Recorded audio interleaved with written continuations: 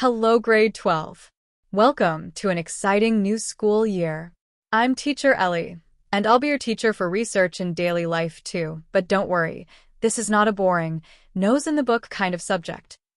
In this subject, we'll learn how to create your own research project, then ask the right questions and collect data. Yes, that includes surveys and interviews. And also analyze and present findings like real researchers. Have you ever asked yourself how research is done, and what is research all about? What is research? Research, an organized investigation and study of materials and sources to create facts. Others also defined research as a verified approach of thinking and employing legalized instruments and steps to obtain a more adequate solution to a problem. In most cases, research helps society to answer the what and how questions. It must be a proper investigation and should reach a valid conclusion that would facilitate the finding of answers to the questions. Have you ever think about quantitative research? What is it about? Or what have you noticed from the figure shown? Quantitative research is a positivist scientific method which refers to a general set of orderly disciplined procedures to acquire information. Mostly, it is concerned with numbers and measurement. In this type of research, diverse numerical data are collected through various methods and then statistically analyzed to aggregate the data, compare them, or show relationships among the data. Examples are surveys, experiments, and even observational studies. Since we are learning about quantitative research, we will also discuss types of quantitative research design. First is descriptive research. In this type of research, the researcher is solely interested in describing the situation under the study. Second is correlational research. This research design helps the researchers in establishing a relationship between two closely connected variables that requires two different groups. Third, experimental research design.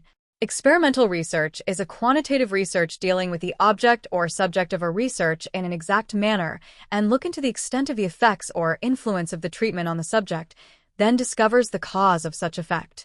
Fourth design, ex post facto.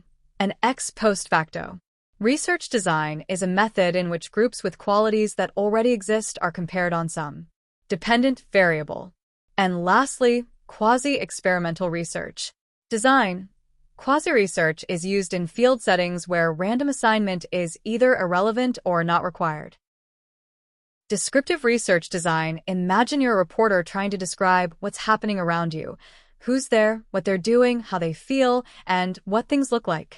That's the heart of descriptive research. Descriptive research design is like being an observer or a storyteller. You're not changing anything or experimenting. You're simply describing what you see, hear, or find out. Let's play detective for a moment. Have you ever wondered if two things are connected? Like, do students who sleep more get higher grades? Is there a link between screen time and stress levels? Does listening to music while studying help you focus? That's what correlational research is all about. It looks at the relationship between two things and checks if they move together in some way. So in short, correlational research is finding out if two things are connected. No experiments, not changing anything, it is just observing and analyzing the patterns. What is experimental research? Let's pretend you're a scientist in a lab, but instead of mixing chemicals, you're testing ideas. Experimental research is all about trying something out to see what happens. You, as the researcher, change one thing on purpose, called a variable, to see how it affects something else. It's like asking, what happens if I change this? Will it make a difference? Does this cause that? In simple words, experimental research is trying something new to see if it causes a change. Imagine being a detective solving a mystery after it already happened. That's what ex post facto means. It's Latin for after the fact. In this kind of research, we're not doing experiments or changing anything. Instead, we're looking at things that have already happened and trying to understand why or what caused them. So instead of saying, let's test this, you're saying, this already happened. Let's find out why it turned out that way. What is quasi-experimental research? And how is it different from a regular experiment? Okay, let's start with this. Imagine you want to test if a new review game helps students get better quiz scores.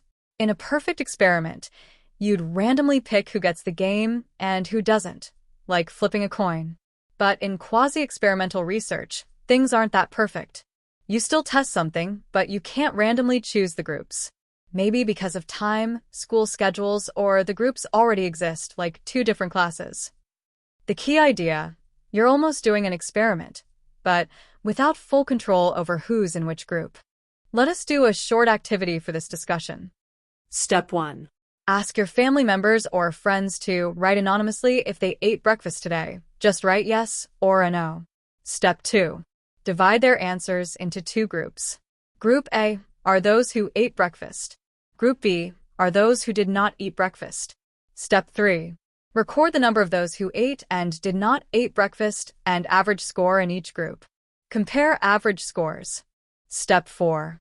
Analyze. Did breakfast have a noticeable effect? Use simple charts or graphs to show results. Once done, post your chart or graphs on your Facebook account. Let's see how many likes and share you'll get. Moving forward to our next topic, which is the characteristic of quantitative research. First characteristic is about large sample size. It aims to obtain more meaningful statistical result. The data must come from a large sample size. Second is about objectivity, wherein data gathering and analysis of results are done accurately, objectively, and are unaffected by the researcher's intuition and personal guesses. Third, concise visual presentation, in which the data is numerical, which makes presentation through graphs, charts, and tables possible and with better conveyance and interpretation. Fourth characteristic, faster data analysis.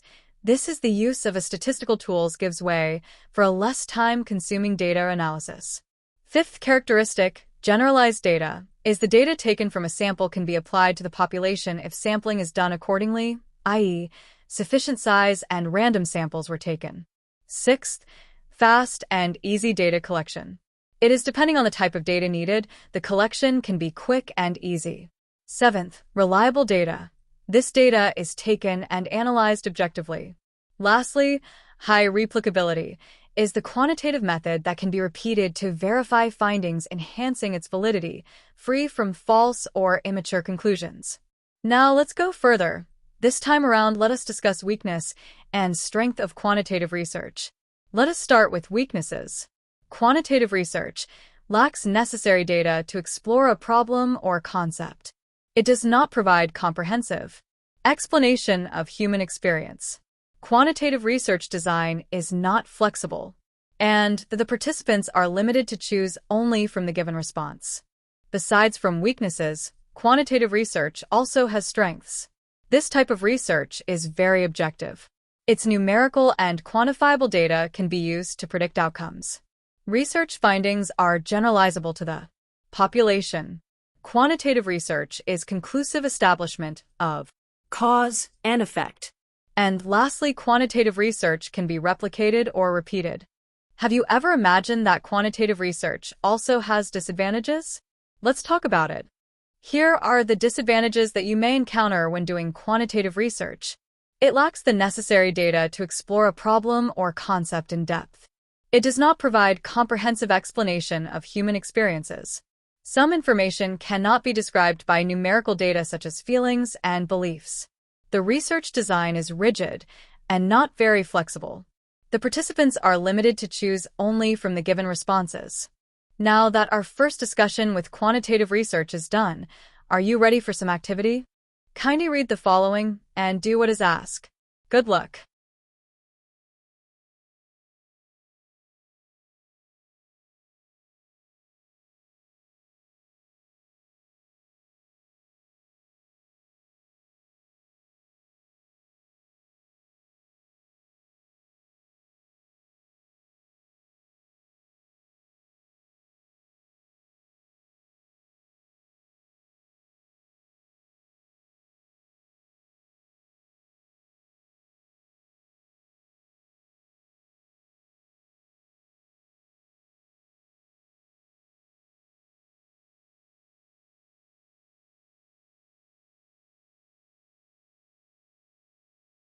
After doing your activity, Let's us focus on your assignment. Differentiate quantitative and qualitative research. List 5 differences. That's all for today, class. Let us meet again on our next lesson. Thank you and take care.